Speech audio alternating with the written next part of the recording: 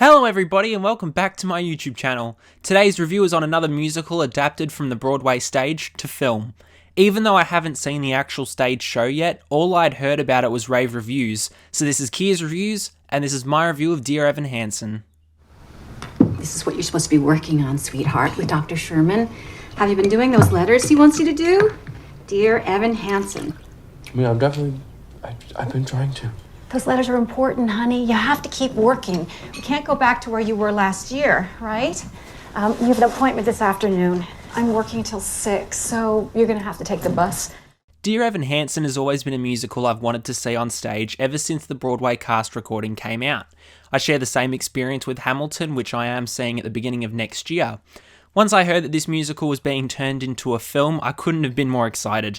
After that, I heard that one of my favourite directors, Chbosky, was helming the movie as director.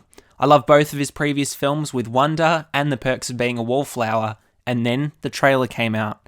I couldn't have been more excited at that point. Going in completely blind, only knowing the songs from the show, I didn't know what to expect from Dear Evan Hansen whatsoever. All I knew was that I was about to see what people had been raving about for so long. Then I watched this movie, and it wasn't at all what I expected it to be. This film is so disappointing and really ended up feeling like a movie that shouldn't have been made. Like a really good classic film that should never get a remake, Dear Evan Hansen should have been a musical that stayed so brilliantly on a stage. The translation from stage to film was awful, as I could tell after reading the entire detailed plot of the musical, that key events within the show were altered in order to make the movie shorter and less packed. This ruined aspects of the film and lost its sense of reality. Instead, this painted a picture of this boy from high school with social anxiety who was making his own situation much worse than it had to be, and how he kept on going about it for the majority of the runtime. I can only hope that the musical is much better than this, because if it's the exact same, I don't think I'll be part of the majority that loves this musical so much.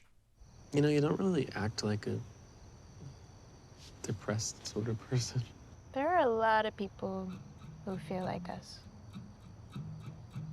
People that you wouldn't think. What comes with great movies is a great cast. Dear Evan Hansen's only tie to the Broadway show aside from the songs was having Ben Platt return as the lead. Amongst a sea of teenage-looking actors in a high school, Platt stood out like a sore thumb as a fully grown man.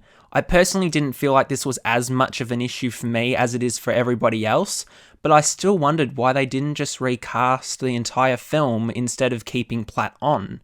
Platt still delivers a great performance, and I really enjoyed how he acted with the script he was given. All of the supporting cast were great, even though the story was quite bad.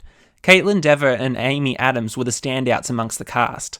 However, what really stunned me was the director, Chbosky, as his experience specifically with portraying mental health in The Perks of Being a Wallflower and Wonder was astounding. But for some reason, none of this experience transferred over to Dear Evan Hansen.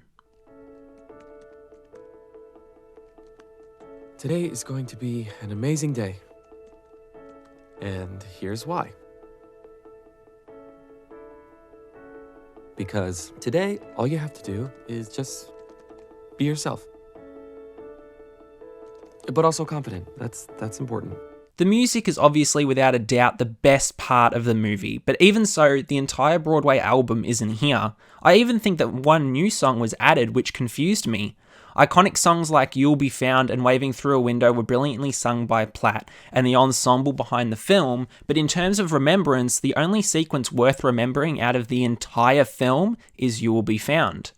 Even if you don't end up liking the adaptation of Dear Evan Hansen, you'll still be emotionally connected to some part of the film, and I love that every audience member can attach themselves to something, and it will catch you at a moment where you least expect it.